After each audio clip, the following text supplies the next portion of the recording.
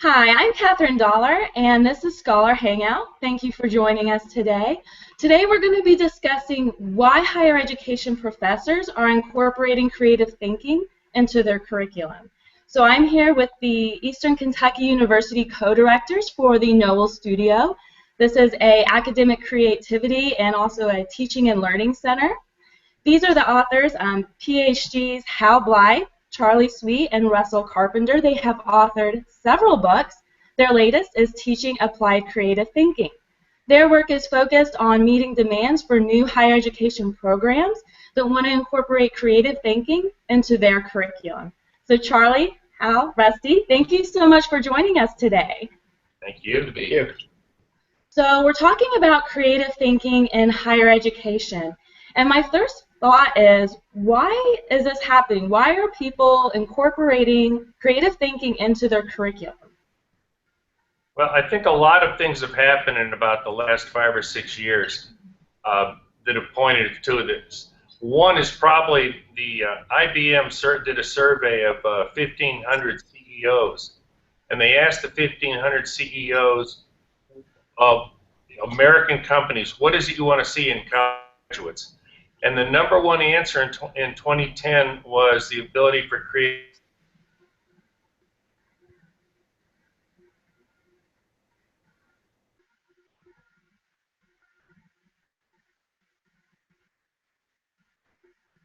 Are you there?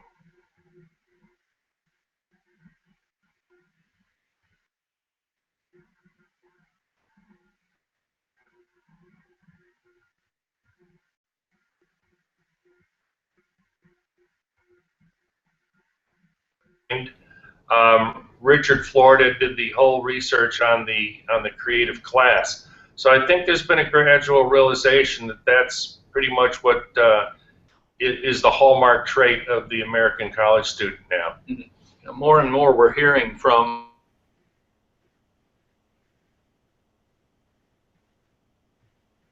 our students to are calling more and more for the idea of creative thinking and problem solving on the job. They will be able to teach what they need to teach in terms of the discipline-specific things that they have their co-op students doing, but they need kids coming out of the colleges who can think for themselves, who can think creatively, who can initiate. That's what they're looking for, risk-taking and characteristics of this sort. And we've finally seen, we're seeing the value of creativity, whether it's in the business world or whether it's in the classroom. Creative thinkers are well positioned to take on leadership roles.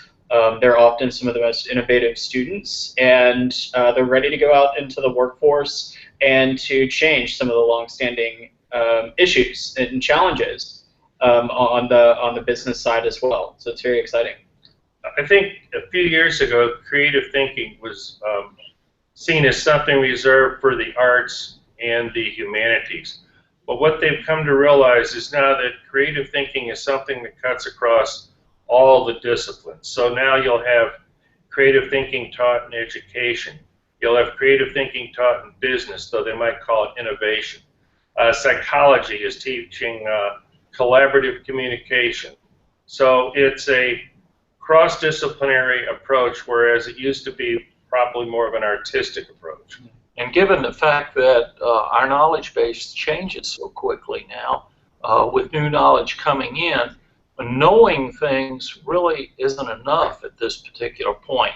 Skills development, an ability to use that knowledge that you acquire and that changes so rapidly, is becoming something that people out there in the workplace are really looking for. And then on the teaching side, too, it's faculty members are interested, who are interested in getting the most out of their students, or encouraging them to do their best work, should be interested in cultivating creativity, because these are the students who are going to not simply go with the current trends or accept the common thinking in the class, but these are the students who are going to develop original new ideas. If that creativity is being fostered in the class, these are the students who are going to be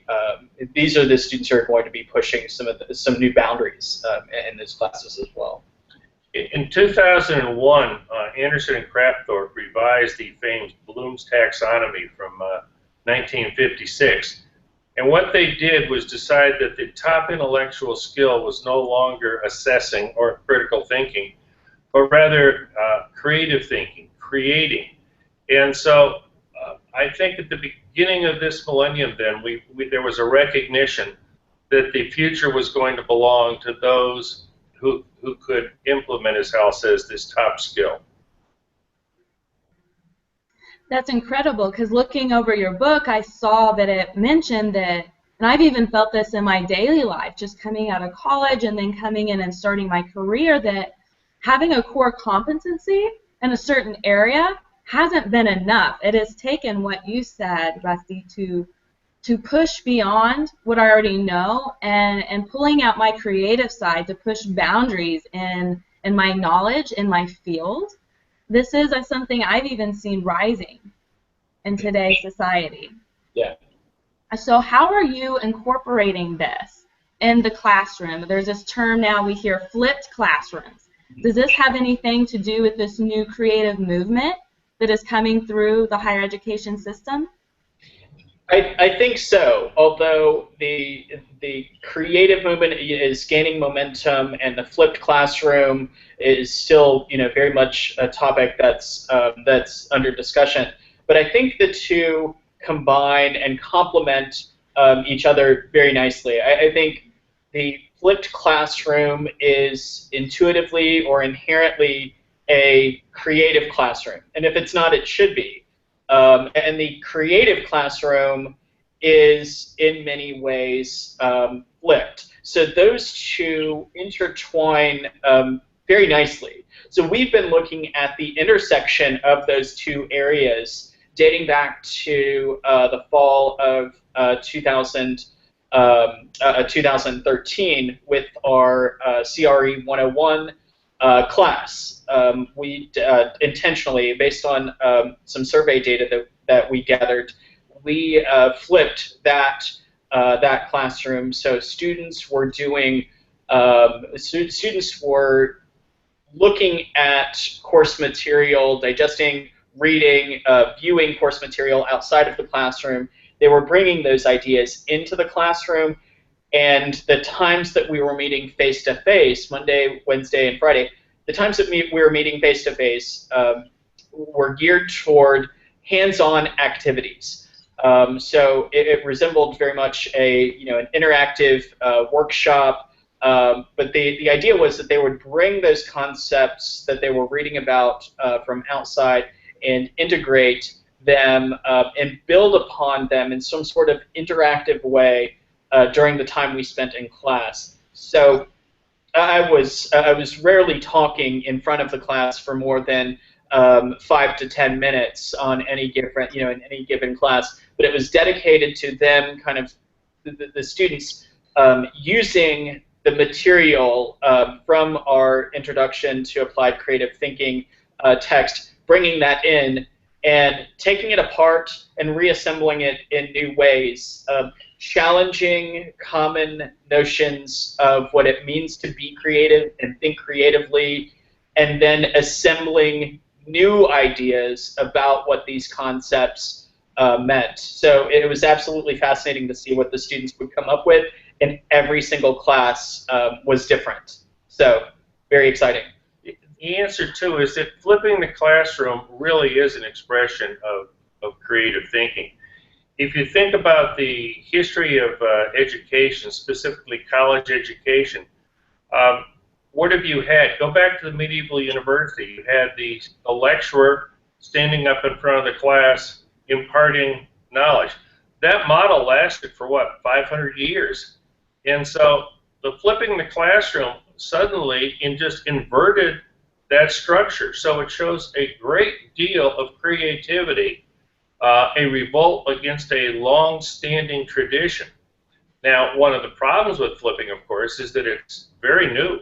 So what we don't have are any longitudinal studies on what kind of deep learning does this actually promote. but the early statistics are pretty good.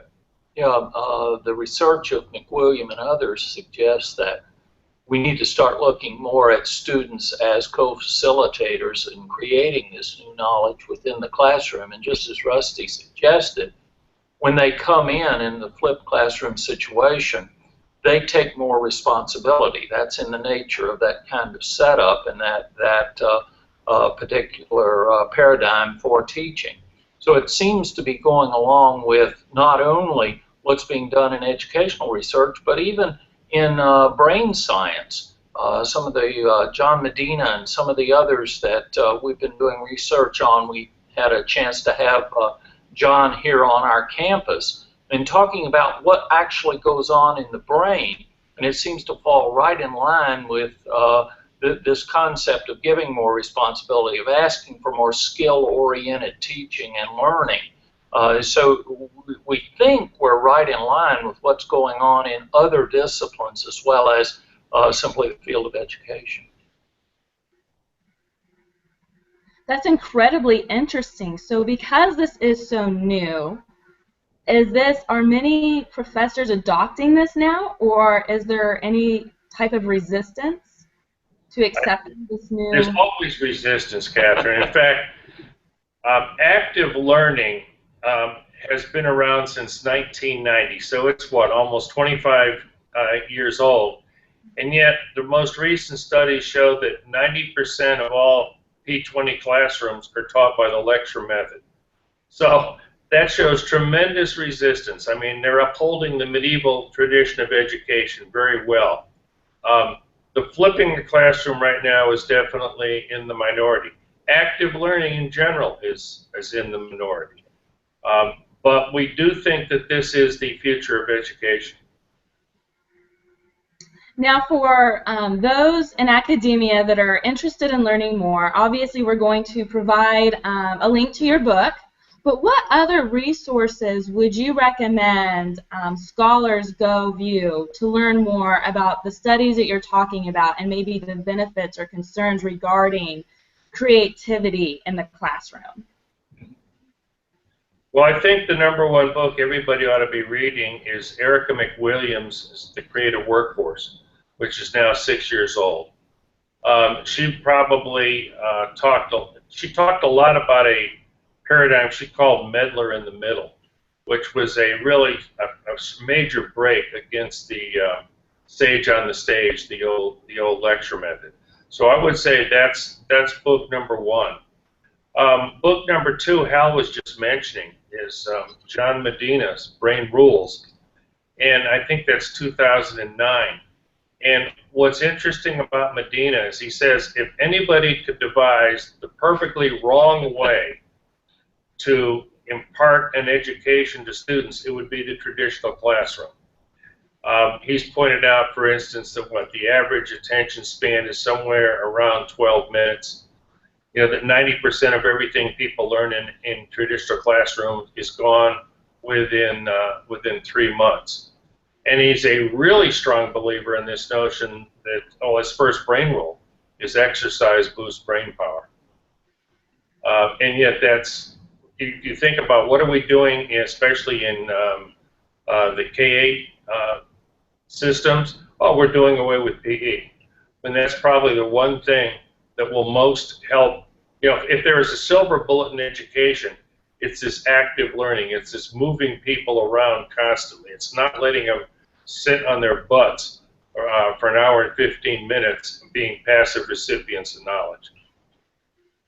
It's very difficult nowadays, given the regimentation of K through 12 especially, when we are so test-oriented, and that testing always comes in the way of maybe a Jeopardy game. You have to know knowledge. You have to know facts. And even though we know that knowledge is growing, knowledge is expanding, knowledge is changing, we still have oriented ourselves in the classroom to that presentation and that reception of knowledge on the part of the student, as opposed to allowing that risk-taking, allowing that creativity, allowing the kinds of things that Rusty was mentioning in the classroom.